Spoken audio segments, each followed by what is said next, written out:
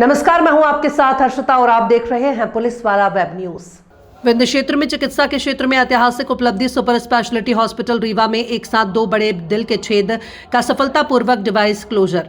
Super speciality hospital Rewa के cardiology विभाग ने एक नया कीर्तिमान स्थापित किया है। Doctor S K. त्रिपाठी और डॉक्टर सुरेंद्र तिवारी की अगुवाई में टीम ने 2 मरीजों के दिल में बड़े जन्मजात छेद को बिना ओपन हार्ट सर्जरी के मात्र एक छोटी सी डिवाइस के माध्यम से सफलतापूर्वक बंद कर दिया।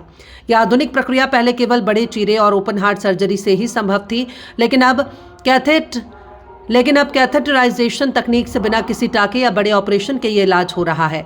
सबसे महत्वपूर्ण बात यह है कि विंध्य क्षेत्र में पहली बार एक ही समय में 2 ASD डिवाइस क्लोजर प्रक्रिया सफलतापूर्वक संपन्न हुई है। ये क्षेत्रीय चिकित्सा इतिहास में एक मील का पत्थर है। ASD एक जन्मजात हृदय रोग है जिसमें मरीजों को बार बार सांस के संक्रमण, अत्यधिक थकान, सांस फूलना और अन्य समस्याएं होती हैं। समय पर कार्डियोलॉजिस्ट से संपर्क कर 2T इको टेस्ट कराया जाए तो इस समस्या का पता चल जाता है और इस न्यूनतम आक्रामक डिवाइस प्रक्रिया से पूरी तरह ठीक किया जा सकता है। इससे मरीज जल्द स्वस्थ होकर सामान्य जीवन जीने लगते हैं।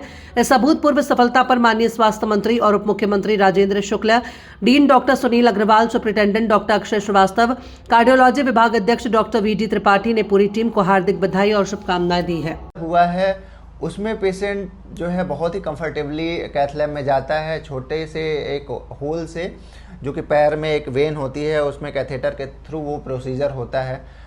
बाकी डिटेल में डॉक्टर साहब बताएंगे कि ये प्रोसीजर क्या होता है और कैसे पेशेंट प्रेजेंट किया इनके पास में, और कैसे इतनी मुश्किलों के बावजूद, जनरली ये प्रोसीजर जो है करने में काफ़ी मुश्किलें आती हैं क्योंकि कई बार हमें डिवाइस नहीं मिलती हैं और इसी तरह के गवर्नमेंट सिस्टम में बहुत सारी प्रॉब्लम्स आती हैं।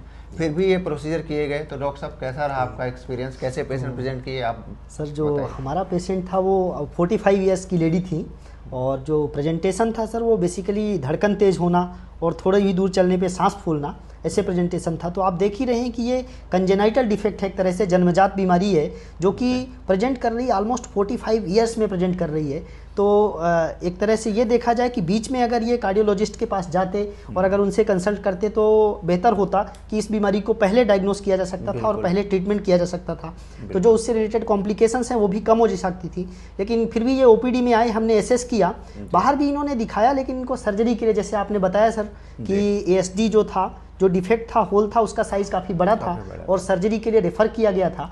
बट हमने यहाँ पर जब मल्टीपल तरीके से उसका असेसमेंट किया, ट्रांस इसोफेजियल इको किया और उनमें हमने असेस किया, तो हमको लगा कि नहीं, हम ऐसे प्रोसीजर्स को एक बार कोशिश कर सकते हैं डिवाइस के थ्रू, जो कि एक बहुत ही सिंपल इंसिजन से कैथेटर बेस्ड टेक्निक है, और उसके थ्रू हमने फिर इसको प्लान किया।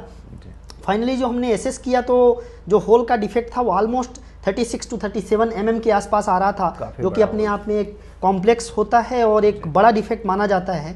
जो सबसे बड़ा चैलेंज इस केस में था सर कि जो रिम्स होती हैं, जहाँ पर हम डिवाइस को बैठाते हैं, तो जो रिम्स होती हैं वो रिम्स इसमें एब्सेंट थी। एक तरह से साइंटिफिक भाषा में इसको बोले तो जो डिस्ट्रोओटिक